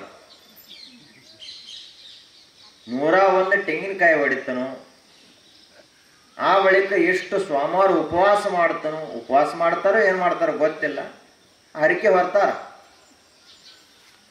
ಆ ಬಳಿಕ ದೇಡ್ ನಮಸ್ಕಾರ ಹಾಕ್ತೀವು, ಮುಂದ ಎಷ್ಟು ದಾನ ಮಾಡ್ತೀವು, 100 ಹುಡುಗರಿಗೆ ಟಾವೆಲ್ ಕೊಡ್ತೀವಿ. ಟಾವೆಲ್ ಅಂತಾವು ಸುತ್ತಗೊಳಕ್ಕೂ ಬಂದಿರಬಾರ್ದು, ಎದಕ್ಕೂ ಬಂದಿರಬಾರ್ದು. ಆ ಬಳಿಕ ಇವ ಎಲ್ಲ ತಿರುಪತಿಗೆ ಹೋಗಿ ವಿಜಾಪುರ ರೈಲ್ವೆ ಸ್ಟೇಷನ್ದೊಳಗೆ ಇಳಿತಿದ್ದ. ಇಳಿಯೋದ್ರೊಳಗಾಗೇನ ಫೋನ್ ಬಂತು, ಗಿರಾಕಿಗಳು ಬಂದಾರ ಬರೀ. ಹುಡ್ಕೋತ ಮನೆಗೆ ಹೋದ ತಿಮ್ಮಪ್ಪನ ಪವಾಡ. ಆ ಬಳಿಕ ಅವರಂದ್ರು 25 ಲಕ್ಷ ರೂಪಾಯಿಗೆ ಮನೆ ತಗೋತೀವಿ ಅಂತ ಹೇಳಿದ್ರು ಅವ್ರು. ಆ ಬಳಿಕ ಇವು ಬಹಳ ಸಂತೋಷ ಆತು. ಇನ್ನೊಂದು ಕಡೆ ದುಃಖನೂ ಆತು. ಯಾಕ ಕುಡಿದು ಬತ್ಲ ತಿಮ್ಮಪ್ಪಗ ಅರ್ಧ. ಅವೇನು ಮನೆ ಕಟ್ಟಿಸಿದಾವಲ್ಲ, ದುಡ್ದಾವಲ್ಲ, ಮನೆಗೆ ನೀರು ಹೊಡೆದಾವಲ್ಲ, ಪಾಯ ತೆಗದಾವಲ್ಲ, ಏನು ಮಾಡಿದಾವಲ್ಲ ತಿಮ್ಮಪ್ಪ. ಬರೀ ಆಶೀರ್ವಾದ ಮಾಡ್ಯಾನ. ಅಲ್ಲೇ ಕುತ್ಕೊಂಡು ಮನೆ ಇಲ್ಲಿ ಇಷ್ಟಕ್ಕೆ ಮುಗಿತು. ಹೆಂಗ ಮಾಡೋದು? ಒಂದ್ ದಿವಸ ಪೂರ ವಿಚಾರ ಮಾಡಿದ, ರಾತ್ರಿ ಎಲ್ಲ ನಿದ್ದೆ ಹತ್ತಲಿಲ್ಲ. ವಿಚಾರ ಮಾಡಿದ, ಮನುಷ್ಯನ ಸ್ವಾರ್ಥದ ಬುದ್ಧಿ ಹೆಂಗ್ ಕೆಲಸ ಮಾಡ್ತದ. ಅವ ವಿಚಾರ ಮಾಡಿದ, ಗಿರೇಕಿಗೆ ಕರೆಸಿದ, ಮನೆ ತಗೊಳ್ಳವ ಕರೆಸಿದ. ಕರೆಸಿ ಅವನಿಗೆ ಒಂದು ನಿಯಮ ಹೇಳಿದ, ಒಂದು ಷರತ್ತು ಹೇಳಿದ. ಏನು? ನಂದು ಒಂದು ಕರಾರದ, ಒಂದು ಷರತ್ತದ. ಈ ನಮ್ಮ ಮನೆಯೊಳಗ ಒಂದು ನಾಯಿನೂ ಐತಿ. ಎಂದ ನಾವು ಪಾಯ ಹಾಕಿದೆವು ಅಂದಿನಿಂದ ಇಲ್ಲೇ ಐತೆ ನಾಯಿ. ಅದನ್ನ ನಾವು ಬೆಂಗಳೂರಿಗೆ ತಗೊಂಡು ಹೋಗ್ಲಕ್ಕ ಆಗೋದಿಲ್ಲ. ನೀ ಮನೆ ಜೊತೆ ನಾಯಿನೂ ತಗೋಬೇಕಂತ ಹೇಳಿದ. ಆಯ್ತು, ಇರ್ಲಿ, ಅದೇನು ಮನೆ ಕಾಲ ಮಾಡ್ತದೆ, ಇರ್ಲಿ ಅಂತ ಹೇಳಿದವ. ಆ ಬಳಿಕ ಇನ್ನೊಂದು ನಿಯಮದ ನಂದು, ಅದನ್ನು ಪಾಲಿಸ್ಬೇಕಂತ ಹೇಳಿದವ. ಏನ ನಿಯಮ? ಮನೆ ಕಿಮ್ಮತ್ತ 25 ಲಕ್ಷ ರೂಪಾಯಿ ಮ್ಯಾಲ 1 ರೂಪಾಯಿ. 25 ಲಕ್ಷದ 1 ರೂಪಾಯಿ ಮನೆ ಕಿಮ್ಮತ್. ಏನದು? ಅದನ್ನು ಬಿಡಿಸೇಡ್ರಿ ಅಂತ ಕೇಳಿದವ. ಇದ್ಯಾಕೆ 1 ರೂಪಾಯಿ, ಏನಿದು ಅಂತ ಕೇಳಿದ. ಇವ ಹೇಳಿದ, ನಾಯಿ ಏನದಲ್ಲ, ನಾಯಿ ಕಿಮ್ಮತ್ 25 ಲಕ್ಷ ರೂಪಾಯಿ, ಮನೆ ಕಿಮ್ಮತ್ 1 ರೂಪಾಯಿ. ಅವ ಹೆಂಗೋ ಮನೇನ ತಗೊಳ್ಳವಿದ್ದ, ಹೆಂಗ ಏನಿದ್ರು ಸರಿ ಒಟ್ಟು ಕೊಡ್ತನಂತ ಹೇಳಿದವ. ಇವಾಗ ಬಹಳ ಸಂತೋಷ ಆತ್. ಯಾಕಂದ್ರ ನಾಯಿ ಕಿಮ್ಮತ್ತ 25 ಲಕ್ಷ ರೂಪಾಯಿ ಯೋಗ ಉಳಿತದ. ತಿಮ್ಮಪ್ಪಗೆ 1 ರೂಪಾಯಿದೊಳಗೆ 8 ಕಣೆ ಕೊಟ್ಟು ಮುಗಿಸ್ಬಿಟ್ಟು.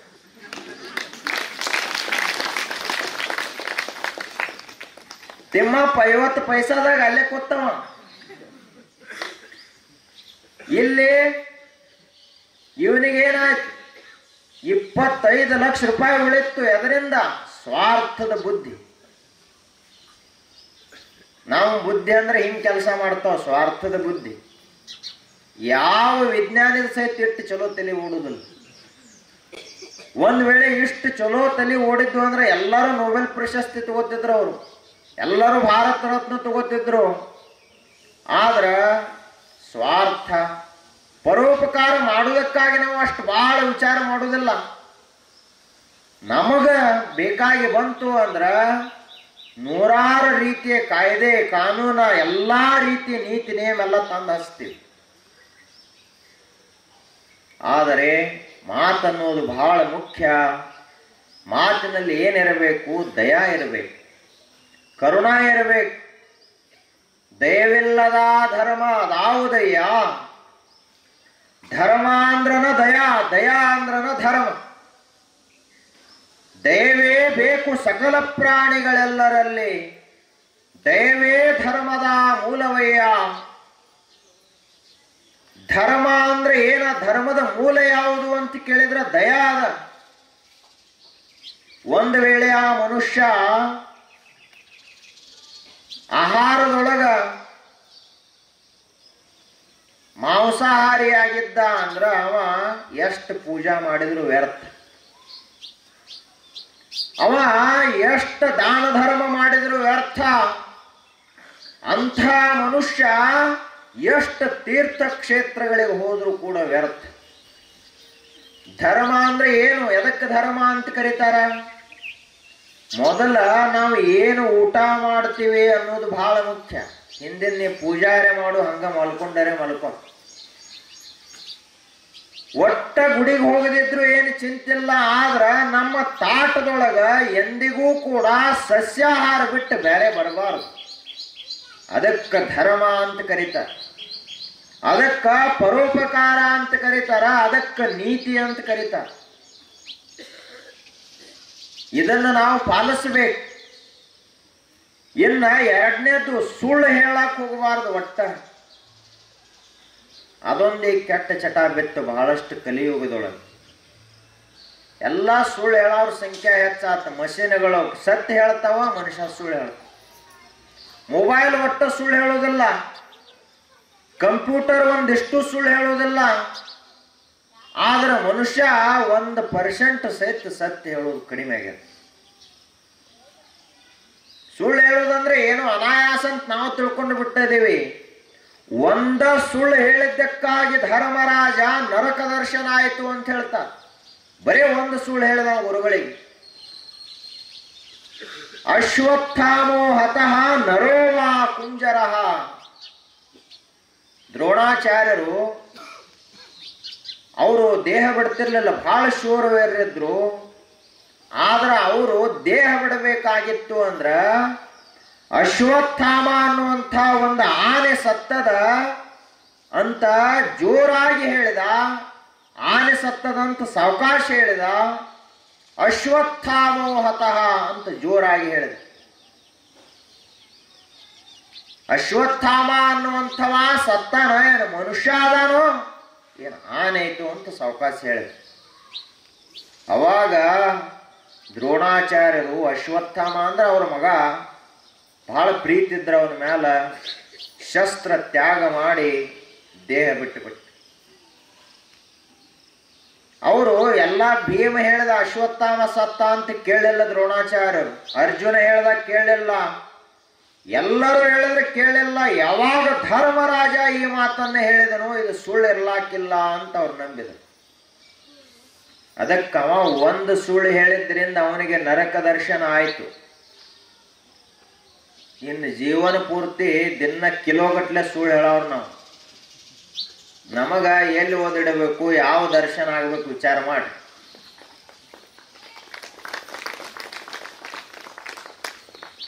ಅದಕ್ಕ ಕಲಿಯುವುದು ಅಂದ್ರೆ ಏನು ಕಲಿಯೋದು? 2-3 ಕಲಿಬೇಕು ನಾವು. ಮೊದಲನೇದ್ದು ಏನು ಮಾತಾಡಬೇಕನ್ನೋದು ಕಲಿಬೇಕು. ಎರಡನೇದ್ದು ಏನು ತಿನ್ನಬೇಕು ಏನು ತಿನ್ನಬಾರದು ಅದನ್ನು ಕಲಿಬೇಕು. ಮೂರನೇದ್ದು ಯಾವುದನ್ನ ಕುಡಿದ್ರ ತಾಕತ್ತು ಬರ್ತದ, ಯಾವುದನ್ನ ಕುಡಿದ್ರ ಹೊಯ್ದಾಡ್ತಾನ ಮನುಷ್ಯ. ಯಾವುದನ್ನು ಕುಡಿಬೇಕು ಯಾವುದನ್ನು ಕುಡಿಬಾರದು ಅದು ಗೊತ್ತಿರಬೇಕು. ಒಂದು ನಾಯರೇ ಇಲ್ಲಿಯವರೆಗೆ ಸೆರೆ ಕುಡ್ದದೆ. ನೀವು ನಾಯಿ ಅಂತ ಬೈತೀರಿ, ಕತ್ತಿ ಅಂತ ಬೈತೀರಿ. ಕತ್ತಿ ಅಂದರೆ ಸೆರೆ ಕುಡ್ದತ್ತೇನು? ಪಾಪ ತನ್ನಟ್ಟಕ್ಕೆ ತಾ ಭಾರ ಹೊತ್ಕೊಂಡು ಕೆಲಸ ಮಾಡ್ಕೋತ ಆರಾಮ್ ಇರ್ತದೆ ಕತ್ತಿ. ಏನು ಕತ್ತಿ ಆಗಿದೆವು ಅಂತ ಬೈತಾರೆ, ಏನು ಕುಡುಕಾಗಿದೆವು ಅಂತ ಬೈಬೇಕು, ಕತ್ತಿ ಆಗಿದೆ ಅಂತ ಬೈಬಾರ್ದು. ಏನ್ ನಾಯಿಗತ್ಲೆ ಅದೀಪ ಅಂತ ಬೈತಾರ, ಹಂಗ ಬೈಬಾರ್ದು. ಏನು ಕುಡುಕದೀಪ ಅಂತ ಬೈಬೇಕು. ಯಾಕಂದ್ರ ಒಂದು ನಾಯಿನೂ ಕುಡ್ದಿಲ್ಲ, ಒಂದು ಕತ್ತಿನೂ ಹೊಯ್ದಾಡಿಲ್ಲ, ನಿಷೇಧದೊಳಗೆ ಹೋಗಿ ಗಟಾರದೊಳಗೆ ಮಕ್ಕೊಂಡಿಲ್ಲ. ಅದಕ್ಕೆ ಕಲಿಯುವುದು ಇವೆಲ್ಲ ಕಲಿಬೇಕು. ಏನು ಮಾತಾಡಬೇಕು ಅನ್ನೋದು ಕಲಿಬೇಕು. ನಮ್ಮ ಮರ್ಯಾದೆನ ಹೋಯ್ತ್ರಿ. ಎದರಿಂದ ಹೋಯ್ತ್ರಿ? ಮಾತಿನಿಂದ ಹೋಯ್ತ್ರಿ. ಯಾರು ಹುಡುಗಿವ ಅಂತ ಕೇಳ್ತಾರ. ಹೌದಪ್ಪ ಇಂಥವನ ಹುಡುಗ, ಇಂಥವ್ರ ಮಗ. ಇಡೀ ನಿಮ್ಮ ಕುಲದ ಮರ್ಯಾದೆಯನ್ನು ತೆಗೆಯುವಂಥದ್ದು ಯಾವುದು ಅಂದ್ರೆ ಮಾತು. ಆದ್ರೆ ಇದೇ ದೇಶದೊಳಗೆ ಮಹಾತ್ಮರು ಮಾತಾಡಿದರು.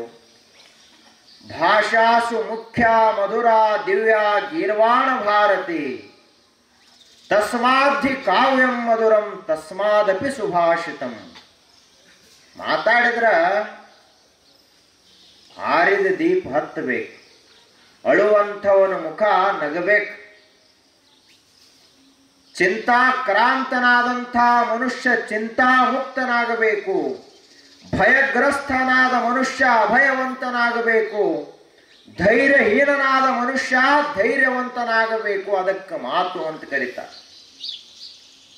ಭಾಷಾಸು ಮುಖ್ಯ ಮಧುರ ದಿವ್ಯ ಗೀರ್ವಾಣ ಭಾರತಿ. ಭಾಷೆಗಳು ಬಹಳಷ್ಟು ಅದಾವ. ಇಂಗ್ಲಿಷ, ಹಿಂದಿ ಅದ, ಮರಾಠಿ, ತೆಲುಗು, ತಮಿಳ್ ಅದ, ಫ್ರೆಂಚ್, ಜರ್ಮನ್, ಹಲವಾರು ಭಾಷೆಗಳದಾವ ಜಗತ್ತಿನೊಳಗ. ಆದ್ರೆ ಎಲ್ಲಾ ಭಾಷೆಗಳಲ್ಲಿ ದೇವ ಭಾಷೆ ಅಂತ ಕರೆಯುವುದು ಸಂಸ್ಕೃತಕ್ಕೆ ಮಾತ್ರ. ಎಲ್ಲಾ ಭಾಷೆಗಳ ದೇವರ ಯಾವುದು, ತಾಯಿ ಯಾವುದು ಅಂತ ಕೇಳಿದ್ರೆ ಸಂಸ್ಕೃತ. ಯಾಕೆ ಅಂತ ಕೇಳಿದ್ರೆ ಸಂಸ್ಕೃತದೊಳಗೆ ಒಂದು ಬೈಗಳ ಸಹಿತ ಇಲ್ಲ. ಅದಕ್ಕೆ ದೇವ ಭಾಷಾ ಅಂತ ಕರೆದು. ಅದರೊಳಗನ ಮತ್ತ ಕಾವ್ಯ ಬಹಳಷ್ಟು ಮಧುರ, ಅದರೊಳಗೆ ಸುಭಾಷಿತ ಮತ್ತಷ್ಟು ಮಧುರ. ಈಗ ಮಾತಾಡುವಂಥವರು ಜ್ಞಾನಿಗಳ ಮಾತನಾಡಿದ್ರು ಅಂದ್ರ, ಬುದ್ಧ ಮಾತಾಡಿದ ಈ ದೇಶದೊಳಗೆ ಏನಾಯಿತು? ಎಷ್ಟೋ ಜನರ ಮನಸ್ಸೆಲ್ಲ ಶಾಂತ ಆಯಿತು, ಸಮಾಧಾನ ಆಯಿತು. ಅಲ್ಲಮ ಪ್ರಭುದೇವರು ಮಾತನಾಡಿದ್ರು, ಮನಸ್ಸೆಲ್ಲ ಬಯಲಾಯಿತು. ಮಹಾವೀರ ಮಾತನಾಡಿದ್ರು, ವೈರಾಗ್ಯ ಬಂತು. ಬಸವಣ್ಣವರು ಮಾತಾಡಿದ್ರು, ಭಕ್ತಿನ ಹರಿದು ಹೋಯಿತು. ಅದಕ್ಕ ನಾವು ಒಳ್ಳೆಯ ಮಾತುಗಳನ್ನು ಆಡಬೇಕು. ಜ್ಞಾನೇಶ್ವರ ಮಹಾರಾಜರು ಬದುಕಿದ್ದ ಬರೀ ಬಹಳ ಕಡಿಮೆ, ಸಣ್ಣವರು ಬಹಳ. 28-30 ವರ್ಷದೊಳಗನ ದೇಹ ಬಿಟ್ರು.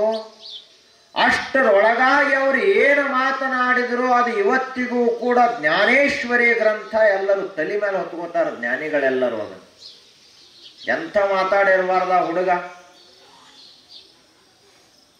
ಅದಕ್ಕ ಮಾತಾಡುವಂಥದ್ದು ಬಹಳಷ್ಟು ಮುಖ್ಯ. ಸಮಾಜವನ್ನು ಎಬ್ಬಿಸುವುದು ಮಾತು, ಬೀಳಿಸುವುದು ಮಾತು. ಮನೆಯನ್ನ ಎತ್ತರಕ್ಕೆ ಒಯ್ಯುವುದು ಮಾತು, ಮನೆಯ ಕೀರ್ತಿಯನ್ನು ಕಡಿಮೆ ಮಾಡುವುದು ಮಾತು.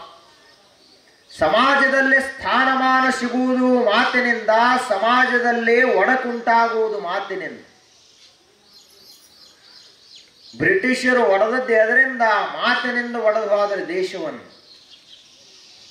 ನೀವು ಬ್ಯಾರೆ ಅಂತಂದ್ರೆ ಅವರು, ನೀವು ಹಿಂದೂಗಳು ಬ್ಯಾರೆ, ನೀವು ಬ್ಯಾರೆ ಅಂತ ಹೇಳಿ ಒಂದೇ ಇದ್ದಂಥ ದೇಶವನ್ನು ಬರೀ ಒಂದು ಮಾತಿನಿಂದ 2-3 ತುಂಡು ಮಾಡಿ ಹೋದ್ರು ಬ್ರಿಟಿಷ್ ಮಾತಿನಿಂದ. ಆ ಬಳಿಕ ವಿದೇಶದಲ್ಲಿ ಹಿಟ್ಲರ್ ಮಾತಾಡಿದ ದೊಡ್ಡ ಭಯಂಕರ ಯುದ್ಧನೇ ಚಾಲು ಆಯಿತು. ಆ ಬಳಿಕ ಇನ್ನೂ ಸೇನಾಪತಿಗಳು ಮಾತನಾಡಿದ್ರ ಮಲ್ಕೊಂಡಂಥ ಮನುಷ್ಯ ಕತ್ತಿ ಹಿಡ್ಕೊಂಡು ಹೇಳ್ಬೇಕು, ಅಷ್ಟು ಕ್ರೂರತನದ ಮಾತುಗಳನ್ನು ಆಡ್ತಿದ್ರು ಅವರು. ಅದಕ್ಕ ಮಾತನ್ನುವುದು ಬಹಳ ಮುಖ್ಯ.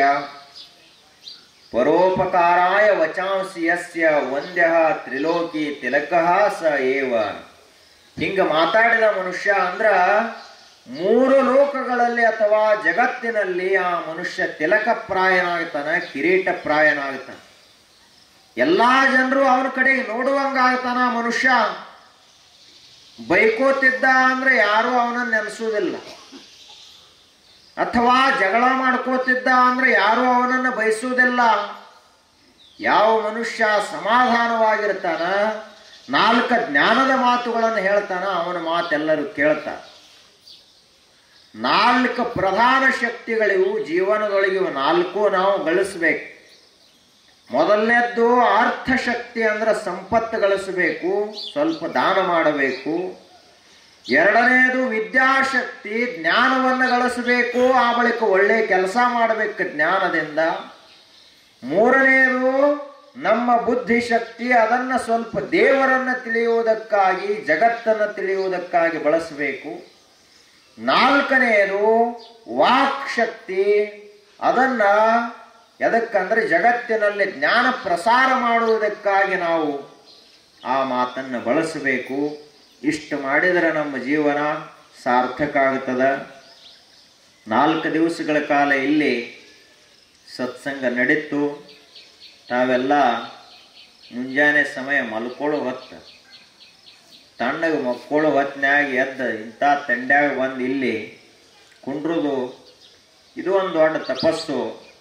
ಅದಕ್ಕೆ ತಾವೆಲ್ಲ ಬಂದ್ರಿ. ತಮ್ಮೆಲ್ಲರಿಗೂ ಹೃತ್ಪೂರ್ವಕವಾದ ಅಭಿನಂದನೆಗಳನ್ನು ಸಲ್ಲಿಸ್ತಾ ಇವತ್ತಿನ ಸತ್ಸಂಗಕ್ಕೆ ಮಂಗಲ. ಓಂ ಪೂರ್ಣಮದಃ ಪೂರ್ಣಮಿದಂ ಪೂರ್ಣಾತ್ ಪೂರ್ಣಮುದಚ್ಯತೆ ಪೂರ್ಣಸ್ಯ ಪೂರ್ಣಮಾದಾಯ ಪೂರ್ಣಮೇವಾವಶಿಷ್ಯತೆ. ಓಂ ಶಾಂತಿ ಶಾಂತಿ ಶಾಂತಿ.